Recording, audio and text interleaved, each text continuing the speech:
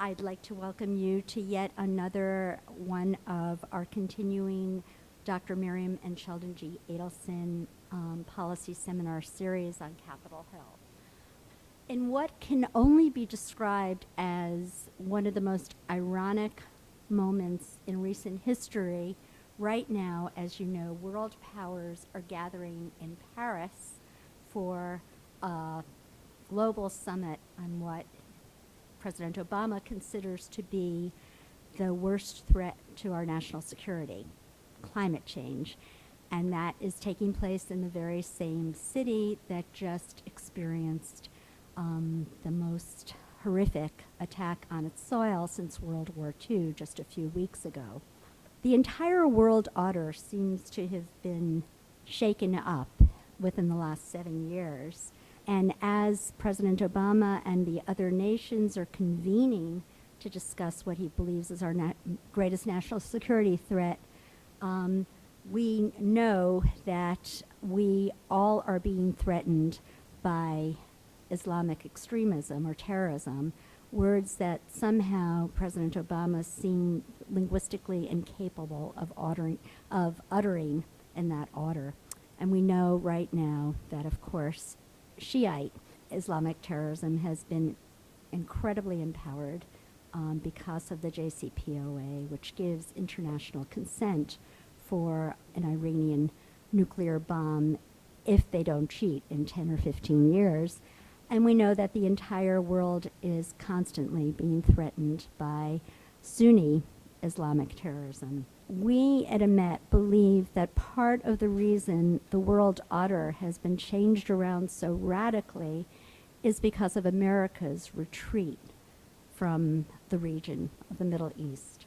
And we all remember when in August of 2012, President Obama stated that when he sees nerve gas or gas being moved around or used, that would change his calculus.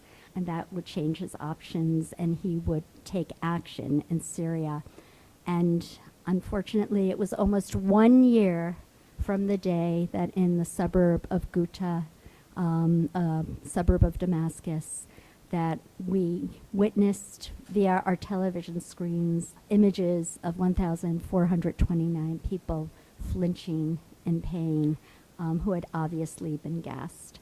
And we see now how the results of this is over 250,000 dead Syrians and a humanitarian crisis, a humanitarian refugee crisis that is destabilizing the entire world right now.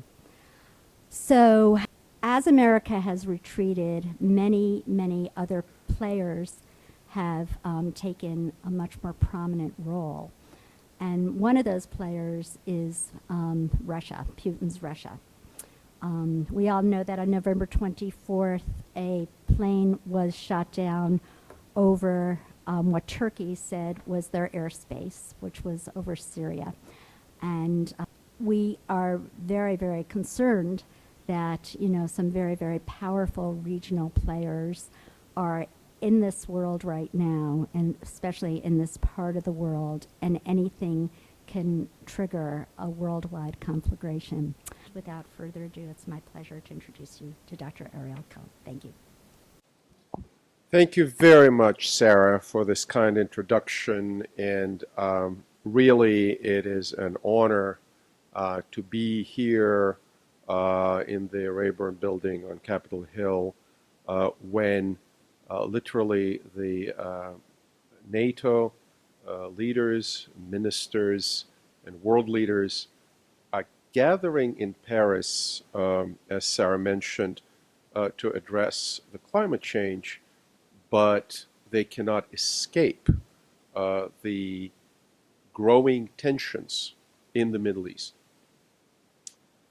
They cannot escape these tensions, not just because a Russian Sukhoi 24M Fencer bomber was shot down by a Turkish missile.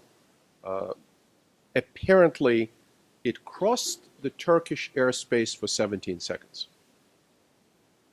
But also, these leaders have to think about the horrible terror attacks in Paris that cannot be dismissed as random folks being shot in a deli because those people were not Jewish.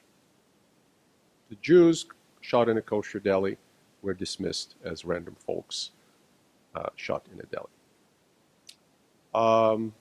And even some observers said they can't understand this terror attack in Paris, unlike the January attacks, because they understood, quote unquote, how the cartoonists of Charlie Hebdo were shot, or why and by whom.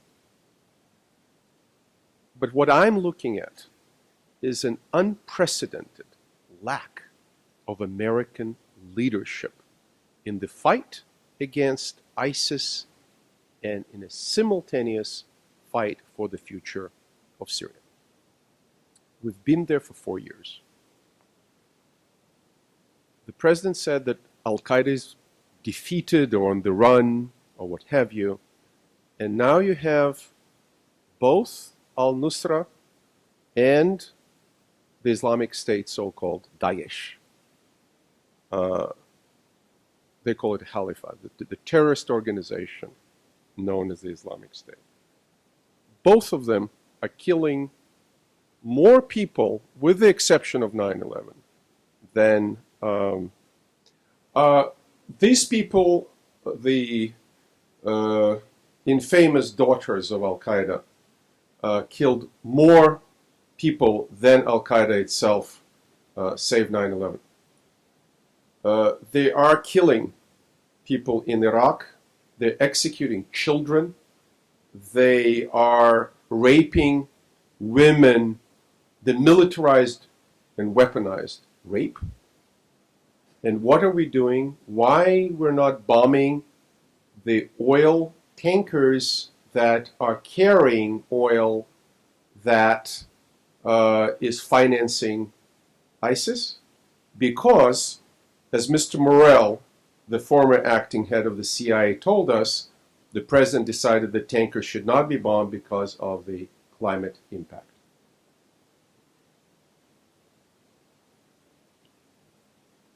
If a student in the courses I ever taught in foreign affairs or security wrote something like that, with all due respect, he would get an F, and then he would have to seal his transcripts.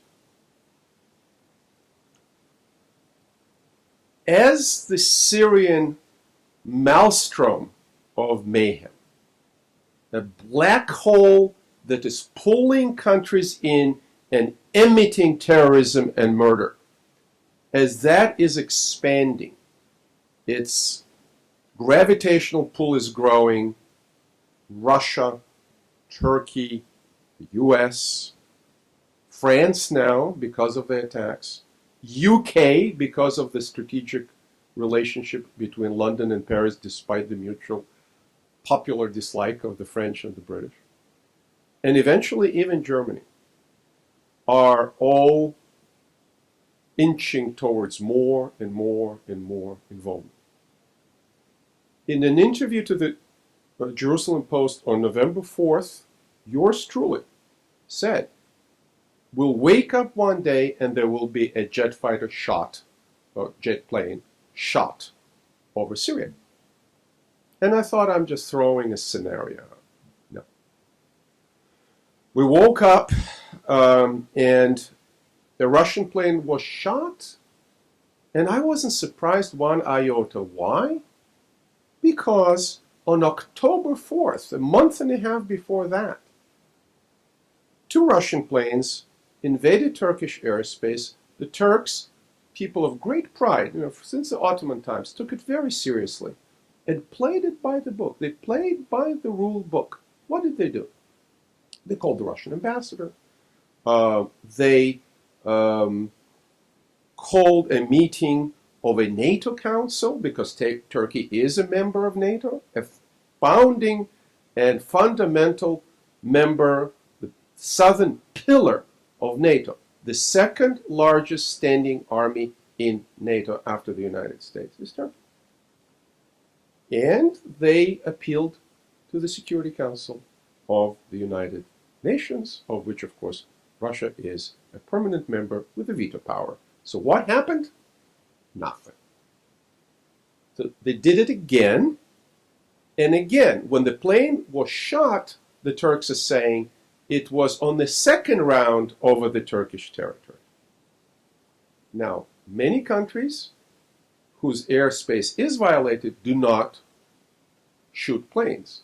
And the Russians should know because they shot down a civilian Boeing jumbo jet in 1983 with many people, including a congressman, a U.S. congressman, Larry McDonald, I think his name was, from this bogus body. He was killed in that horrible incident.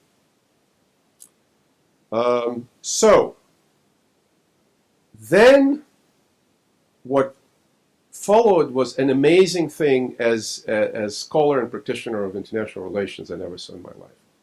A carefully constructed, multifaceted relationship between Russia and Turkey. All but alliance, because Turkey historically was a NATO member, they were not in a former alliance. But now then Prime Minister Erdogan said that Turkey would consider joining the Russian-led Eurasian Economic Union, which is a counterweight or counterbalance for the EU, in which Turkey is trying to gain membership now for 40 or 50 years. 4 million Russian tourists every year live about $10 billion in Turkish resorts. Russia was advancing a huge gas pipeline project called Turkish Stream that would be worth $30 billion, and Russia would sell between $10 and $12 billion worth of gas every year, depending on the volume. Russia was involved in pursuing a 4-reactor civilian nuclear power plant in Akkuyu worth $20 billion. Turkish companies were involved in multi-billion-dollar construction business and production business in Russia. The relationship was very, very close. It all went down the drain with one missile shot by a Turkish F-16. Not because Turkey wanted it, but because Russia reacted, and I would say overreacted. The historic luggage of the enmity and wars between the Ottoman Empire and the Romanov Empire is still there, despite the careful effort by Putin and Erdogan to build this wonderful new relationship that I was staring at, and as a scholar of Russian history and Ottoman history, said, there's something wrong with it. These guys are too cozy and too warm and fuzzy. This is not the historic track. And now it came out with dripping fangs in all its ugliness. The Russians are bringing up genocide. They're saying all kinds of things, a lot of them without factual backup.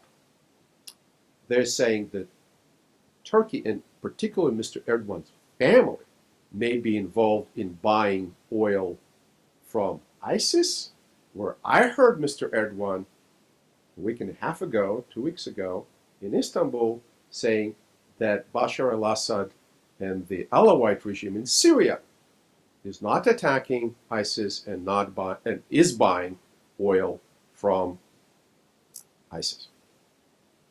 In reality, probably some Sunni states and some Iraqi Sunnis are also buying that oil. Being in the energy business, you hear about what is called distressed oil, deeply discounted oil with no clear provenance and transportation documents and documents of origin. I would never ever touch something like that or recommend a consulting client to touch something like that, but somebody somewhere is buying ISIS oil to the tune of probably $500 million a year. So what happened since the Sukhoi 24 bomber was shot down? First, the Russians decided to impose a number of sanctions that are very destructive to the relationship. As of the 1st of January, the visa-free regime between Turkey and Russia is unilaterally suspended by the Russians. So the Turks would need visas into Russia. If the Turks are smart, they will not require visas from the Russian tourists, but again, it's driven not only by business considerations or tourism considerations, it is driven by pride, and they have to reciprocate and suspend this visa-free relationship. So the Russians also ordered tour operators not to sell tours, organized tours to Turkey, and ordered the charter airlines not to fly to Turkey. So the $10 billion price tag on Russian tourism in Turkey is, as the Turks would say, yok. Done. Secondly, I think the Turkish Stream project may be dead in the water. Akkuyu nuclear reactors are on life support. From that, the Russian Gazprom and the nuclear corporation Rosatom, state-controlled nuclear corporation, will suffer more than the Turks. The Russian gas can be replaced by Azeri gas, eventually even by Israeli and Cypriot gas, and I'll talk about the Turkish-Israeli relationship in this context, and also, of course, by gas from Kurdistan and even points south in the Arab world, despite the difficult security situation. Turkey is also capable of building liquid natural gas terminals and buying it from all over the world. Liquefied natural gas is a global commodity. They can buy it from the United States. They can buy it from Qatar, Oman, Algeria, Nigeria, etc. Furthermore, on the military side, the escalation is even more concerning. President Putin refused the request from President Erdogan to meet in Paris on the sidelines of the climate summit. President Erdogan expressed his regret for the loss of life, but did not apologize. Putin was on the record saying that he will consider an apology, sort of a reverse of the incident with Nevi Marmara in 2010. So how does that feel, Mr. Erdogan, to be on the other end? The Russians soon moved two very important military pieces on the map, demonstrating almost reckless desire to control the escalation curve. They want to demonstrate that at every step of the escalation, they are, as Putin told President Bush about his dog, bigger, better, meaner. Bigger, better, meaner than the Turks. So what did they do? They put the biggest, meanest missile cruiser, big battleship, armed with rockets and nuclear weapons, called the Moscow, to the coast of Syria. And that ship has in its range every city pretty much in the radius of 1,000 kilometers or maybe more. It has anti-aircraft capability equal to the advanced S-300 long-range anti-aircraft missiles. And they moved the S-400, even bigger, meaner, newer system, S-400 Favorit, into Syria. And the system has a range of up to 400 kilometers, less than 300 miles. It has an altitude of 185 kilometers, 100 miles up. So it has anti-missile as well as anti-aircraft capability. And it has a capability against very low-flying targets. So whereas traditionally one could fly under the radar, with these guys, with their advanced radars and with different types of missiles that they have, they can shoot down low-flying attack aircraft such as Turkish F-16s. But this is a headache not just for Turkey. The range of these missiles covers most of the territory of Syria, It covers Turkey, 300 kilometers inland, and it covers Israel all the way to Tel Aviv. So Russia is constraining significantly the freedom of maneuver that the Israeli Air Force enjoyed over Lebanon and over Syria. Remember, in 2007, Israel destroyed the Syrian nuclear reactor that they were building in a brilliant operation that did not impact any casualties on Israel.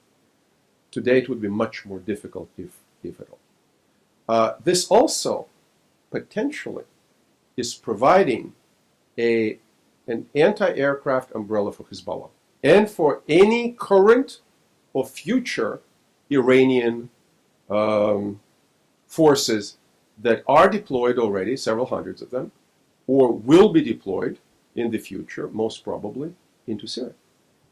So this is not a good development for the US, because we're flying over Syria. For France, because they started flying over Syria. So now they will have to go to Moscow and say, Vladimir Vladimirovich, пожалуйста, please, can we fly over Syria? We will coordinate, we'll be nice with you, and yeah, we're very, very sorry that we decided not to sell you these 2 Mistral ships over the Ukraine invasion back last year. 2014 feels like it was a long time ago. So Russia, a country of 1/10 of the GDP of the United States, on a good day, when the oil price is okay. Today's probably more like $1.2 trillion, when our GDP is probably $17 trillion. Our debt is close to $20 trillion, but we're not talking about that right now.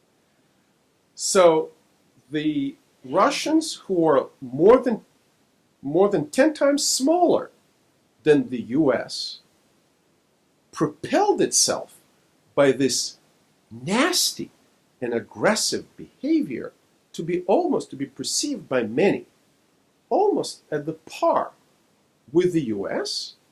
And I think if you see the forward deployment of the Russian forces and the rhetoric and the body language of Putin versus other world leaders, versus our commander-in-chief, who again, after the Paris attack, told President Hollande, no, we're not sending boots on the ground, not to oust Assad and not to fight ISIS.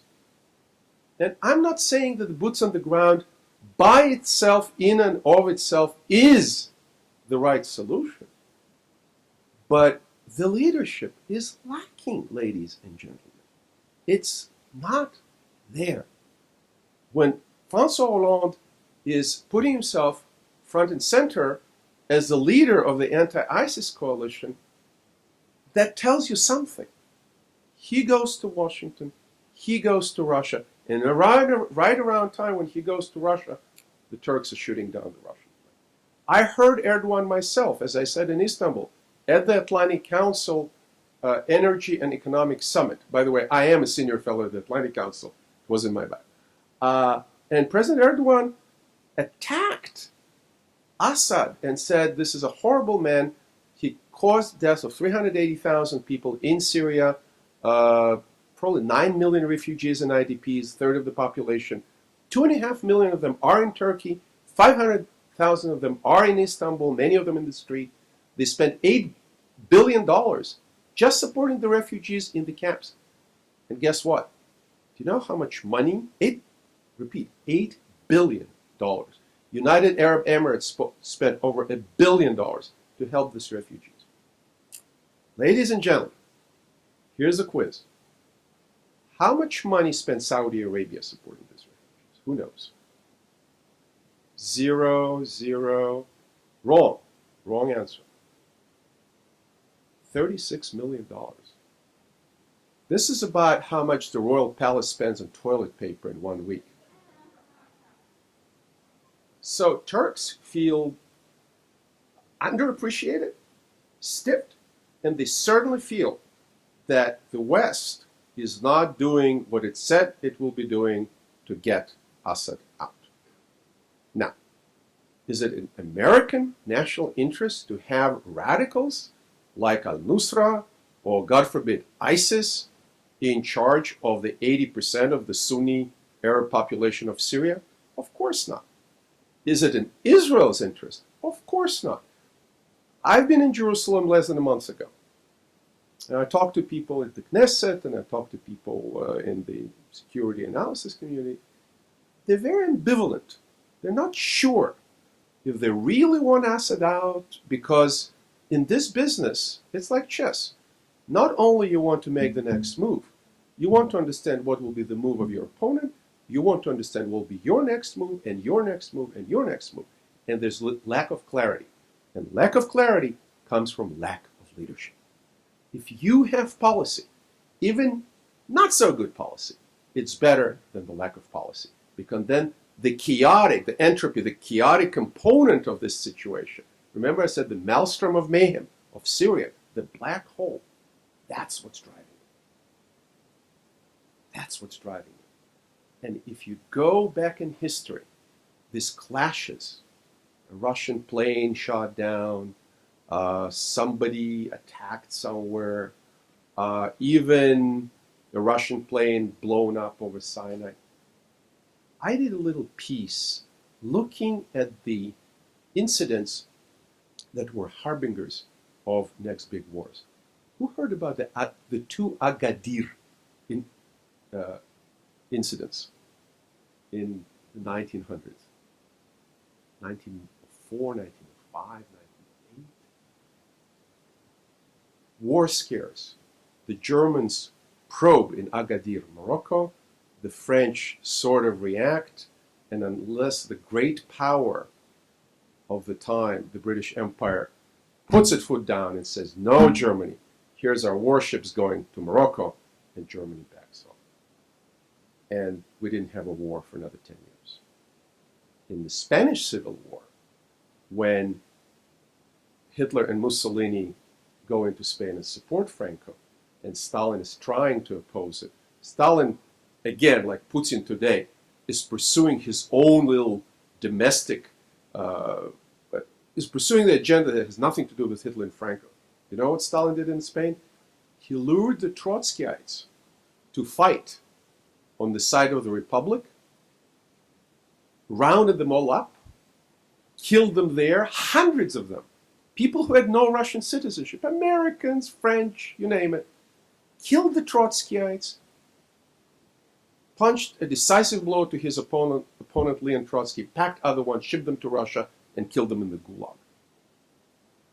Putin is saying he's fighting ISIS, but in reality, very clearly, the job one is to keep Assad in and to keep the axis between Russia and Iran in.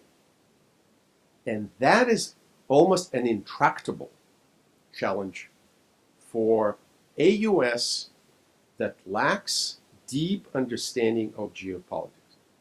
What shocks me is when you talk to somebody whose job is to work geopolitical accounts, and people do not read maps, people have not studied history, they do not know the names of key leaders, and they don't know the difference, as an esteemed former chairman of one of the committees, key committees in this house, said, it's after 5 o'clock, don't expect me to know the difference between the Shia and the Sunni. And it's a real story. Now, we are at a very tough point. On the one hand, yeah, it would be wonderful to have Russia in the coalition against ISIS. And Russians are playing a very sophisticated game. We came out and said, oh, you guys are not bombing ISIS. They started bombing ISIS. And they're bombing the Turkoman, the same Turkoman they were bombing when the Sukhoi was shot down by the Turks, because the Turkoman are essentially Turks. They're ethnic Turks living in Syria. They have militias fighting Assad, and the Turks openly and explicitly support them. So this is kind of like if a NATO jet, an American jet, went and bombed, our jet went and bombed a pro-Russian militia in Donetsk in eastern Ukraine. What do you think the reaction on the Russian side would be? They would probably shoot down such a plane as they shot down, probably inadvertently, the Malaysian Boeing over eastern Ukraine. Now, it would be nice to have Russia in, but Turkey is a NATO ally, and the first priority and commitment is twofold. One, we need to make Turks secure enough so they don't panic and, God forbid, shoot down more Russian planes, especially if they're not in Turkish airspace. Because if they're in Turkish airspace, ladies and gentlemen, the international law is pretty clear. You have to prove intent. There's getting very legal very fast. If the plane does not have a harmful purpose, there is a debate whether you have the immediate right to shoot it down. But when they were warned and it's repeated and they violated, probably they are within the right to shoot a Russian plane over their airspace. Now, we also need to seek ways to de-escalate and, excuse my English, to deconflict. Horrible word. What does deconflict mean? It means that there's a red line, a phone line or a data link, as there exists now between the American military and the Russian military over Syria. So they know where we fly, we know where they fly, if not in real time, at least approximately. I submit to you, it probably wouldn't hurt if we had a virtual air traffic control system for military, a website that everybody can log in and everybody can see everybody and send email messages to each other. I'm sure there are GS-16s and SES people and maybe members, or rather congressional staffers, who will come with a long list of reasons why we should not do that. And yes, as an episode on Homeland, it would make more sense if we didn't have the air traffic control and somebody was shooting down somebody else's planes. And Kerry would be saving the day. But deconflicting seems to be in order so that it doesn't escalate to a much bigger conflict that will be totally distracting from the two main issues I mentioned before. Killing ISIS dead and finding a path for the post-Assad Syria that, by the way, the Russians at least paid the lip service and they acknowledge that yes, after 18 months or beyond that, we will have some kind of a political process. And then I heard on the record Deputy Secretary of State Anthony Blinken, who said, in 18 months, we will have free and fair elections in Syria. The only excuse I can offer you is that the Obama administration is not going to be here in 18 months. What else can we do? I think that on the military and NATO side, we need to consider to do what the Russians are doing. The Russians are essentially testing their technology, their military technology, in the Syrian theater. So if they have the S-400, we may have something that can counter S-400. And probably this is not a bad time, and also would encourage the Turks to be a little bit calmer, to put these assets. Instead, the Obama administration is pulling out the Patriot missiles out of Turkey, saying, hey, Russians, you can fly over. With the exception of F-16s, the Turks don't have anything else. Why? Don't ask me. Furthermore, the Turks, in my view, mistakenly announced that they have two submarines tracking the Moskva. If you're tracking something, do it in stealth. It's a submarine, for crying out loud. Why you signal that the submarine is tracking?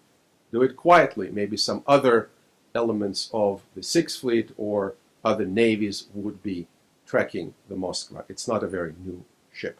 It's very big.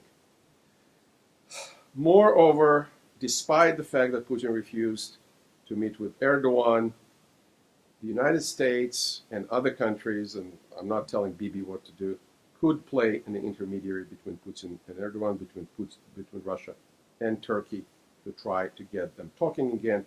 The Russians and the Turks stopped the military-to-military contacts. I think it's dangerous. And there is some noise, some chatter about Turkey closing the straits, the Turkish straits, the Bosphorus, for the Russian Navy. I am not an international marine lawyer. I stopped practicing a long time ago. But somebody needs to check if blocking the straits under the Montreux Convention of 1936 without a formal state of war existing between Russia and Turkey is within the convention, and what kind of Russian counteraction that also may trigger. The convention states that if Turkey feels itself under threat, which it does, that may be a reason to close the straits, but it's very, very dangerous. That will be the next escalation step. There are other dimensions, more of a bilateral and domestic kind. An erstwhile ally of Erdogan, Fethullah Gülen, who resides in this country, is the head of a large international Islamic movement. He now and his movement became the enemies of Erdogan, or Erdogan made them the enemies of the Turkish Republic. There's enough evidence to surmise that the Gülen movement penetrated Turkish prosecutorial offices, police, etc., and they're using, allegedly, schools as private schools that they run as sources of income, including in this country. So the FBI, for example, according to publications in USA Today and in many other newspapers, including by Paul Singer, FBI is looking into the Gülen movement, and there are also issues directly affecting the Hill. So if people on the Hill who care about US-Turkish relations may be looking into these allegations and checking that as well. What we really need today is a joint Syrian/ISIS strategy. It's a two-track strategy that should involve our NATO partners, our NATO allies, apparently Russia one way or another, and our Sunni Arab allies. After all, the sources and the roots of ISIS are in the Sunni Arab world, Sunni Arab space. Why is it that the Arab League members did not take refugees from Syria, with the exception of Lebanon and Jordan, mostly? Millions of people are overwhelming this too, in case of Lebanon, weak state, in case of Jordan, a very strained monarchy. Why they are not taking refugees to the Gulf, why they're not funding them, why it appears all of a sudden that it's the duty of Western Europe and the United States to take these refugees. It strains the Western European body politic tremendously. And the relationship with Turkey is old, long-term, strategic. They were our allies in Korea. They fought side by side with the United States. The relationship between Turkey and Israel was very, very good, even under Erdogan in his first term. And the current foreign minister, Çavuşoğlu, was a successful ambassador in Israel. Turkey stands to gain a lot if it improves and restores its relationship with Israel, and the big offshore gas field of Leviathan, together with a smaller Cypriot field of Aphrodite, and the newly discovered giant Egyptian field, can be developed together in such a way that a pipeline can be built along Cyprus, across the water into Turkey, and then through the Turkish system up to Europe. It would be a wonderful alternative to Turkish strategic dependence on the Russian gas. 60% of the Turkish gas comes from Russia today, more than half. And that would also improve the relationship between Turkey, Israel, Turkey, Cyprus, hopefully in the context of the solution of the Cypriot crisis that exists since 1974. But the strategic goal for us that we have to keep our eyes on the prize is getting everybody, including Sunni Arabs, on board for the solution for Syria, for pathway. Like, if you remember the 1989 Taif Accord that finished the then 14-year Lebanese civil war, and at the same time, much more engagement on the Arab side and on the European and American side to terminate ISIS. Thank you very much.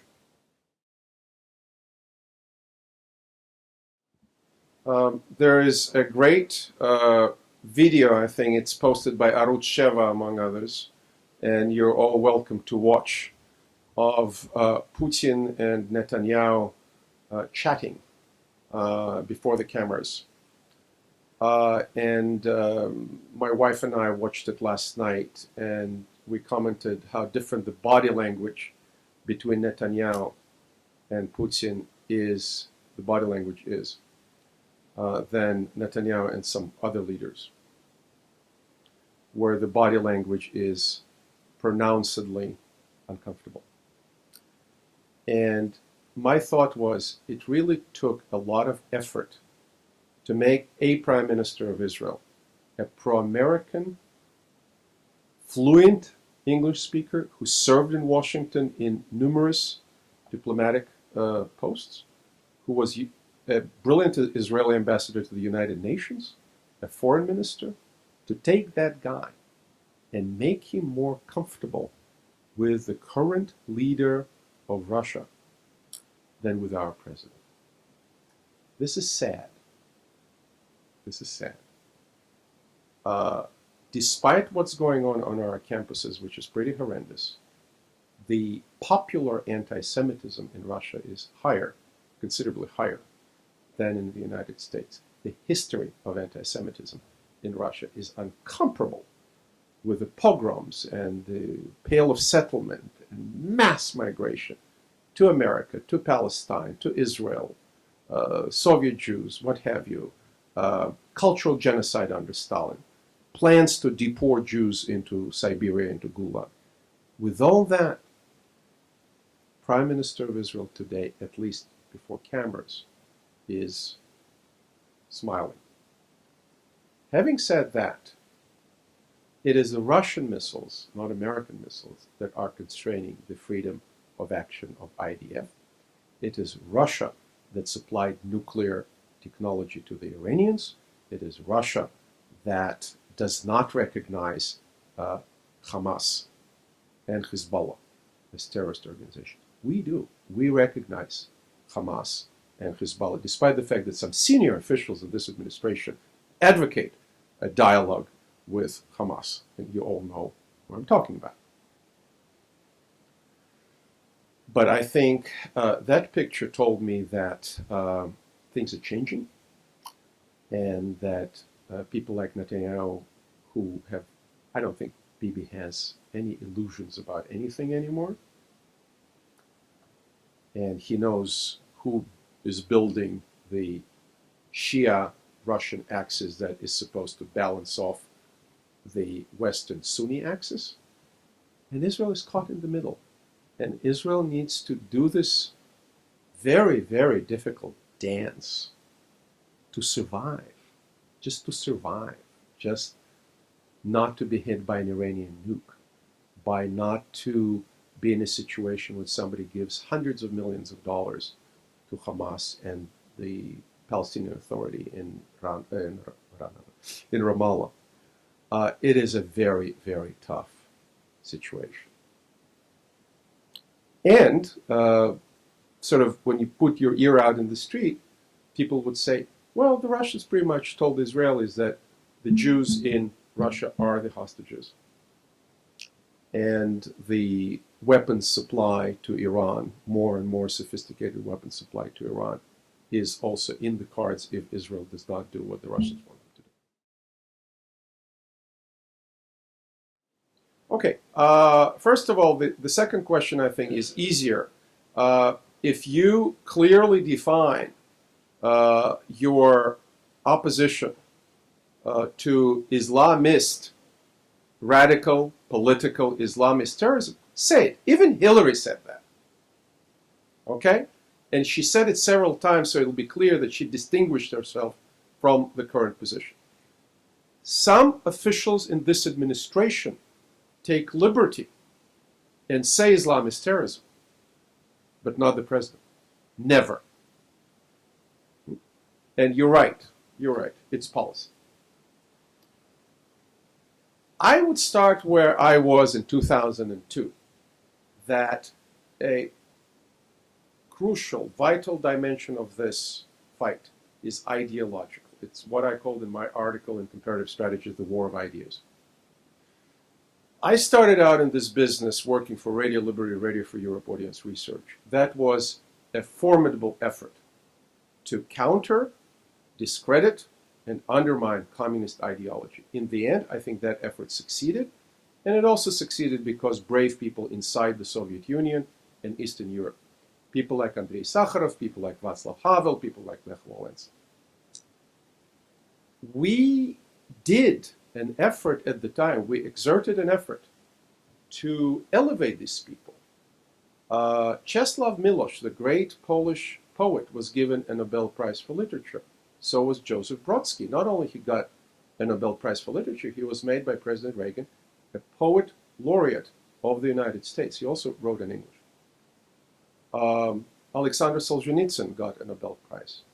Today, we got Malala. Malala paid the price. Horrible thing for a young girl to get a bullet in her head.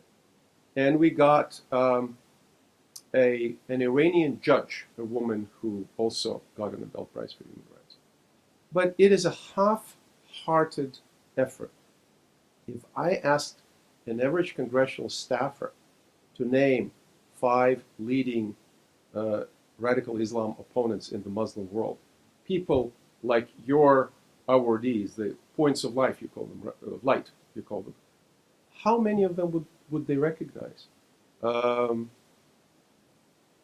they know Irshad Manji and others like that? Probably not. This is our failure. So the ideological dimension, right? To allow Muslim Brotherhood connected organizations to run a lot of our domestic agendas of dealing with Islam. It's our problem. Secondly, I think on the military side, for 4+ years, since 2011, we failed to cobble together a credible fighting force. Be it the folks we trained in Jordan or elsewhere. The only ones who are still standing and fighting are the Kurds, right?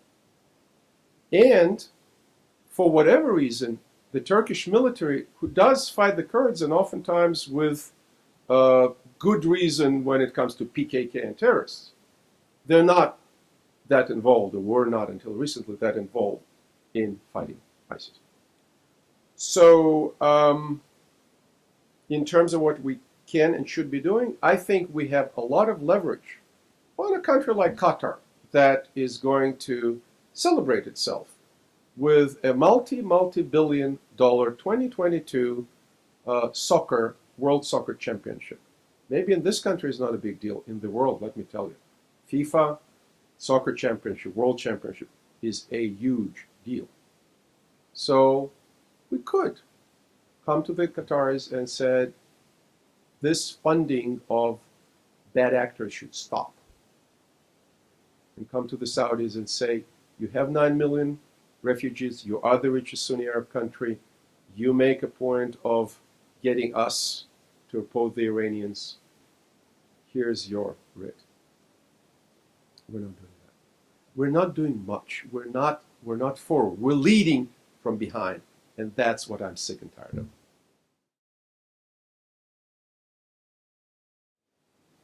Well, it's a very good question. I was in Germany in September, and this was to celebrate reunification. I think it was 25 years of reunification or something along these lines. And the toast of the town was a pipeline called Nord Stream 2, North Stream 2. This is to double gas volume from Russia to Europe today, after Ukraine, after sanctions, after everything. The German companies still do not see that as a threat. I would say the risks of having Egyptian, possible, Israeli, Cypriot gas going into energy-starving Turkey, and the volumes we're talking about would replace 1/2 of the proposed Turkish Stream Russian project. It's about 30 BCM of Israeli, billion cubic meters a year of Israeli gas, maybe 5 or 10 BCM of Cypriot gas, and maybe another 25, 30 of Egyptian gas. Egypt is a huge market. It just will take them a lot of time. And also, it's an Eni project. Eni is an Italian national company. Their track record is not stellar, I'm sorry to tell you. Wonderful people, not the best oil and gas managers in the world. And I have examples to back it up.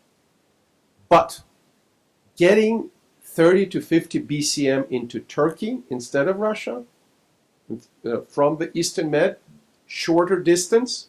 Do you know how far you need to bring that Russian gas? It's like Yamal Peninsula in the Arctic. It's over 3,000 kilometers.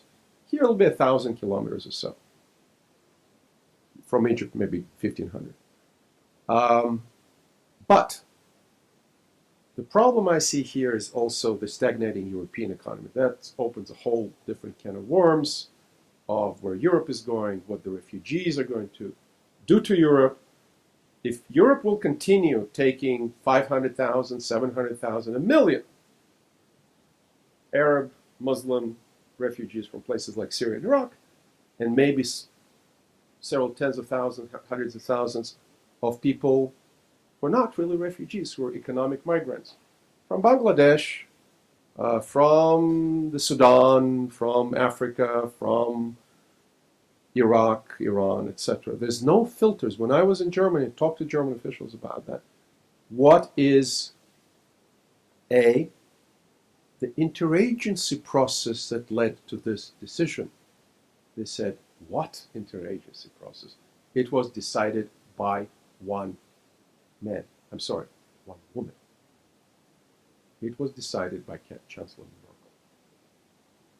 No inputs from Interior Minister, Intelligence Services, Economic Ministry, nothing. And my second question was, what are the security systems and filters that you erected to prevent undesirable security risk elements to enter Europe? And the answer is there are no filters. So there were reports that people who entered Greece in October were involved in a massacre in Paris. I'm not an intel guy. I cannot check in the classified database how true that is. But this was credible mainstream media reporting it. And how many folks would enter and stay there and recruit and preach? And I had a conversation with some French security people, and they explained to me that some of these terrorists that executed the attack in Paris were on the security list, but it is not a differentiated list. So diplomats are on that list. The eco-activists, the greenies, are on that list. And people who went and fought with the jihadis in Afghanistan, in Syria and Iraq are also on this list. And I said, why don't you have a separate list? Because that list is 11,000 names. Why don't you have a separate list that you would be able to go and pick people up proactively, defensively, and not wait till they kill more people? And I got an incoherent response like, oh, we cannot do that. Some of them, they said, are French citizens. I said, Oh, well, some of them became French citizens, but they had another citizenship, but maybe we can kick them out, but we didn't.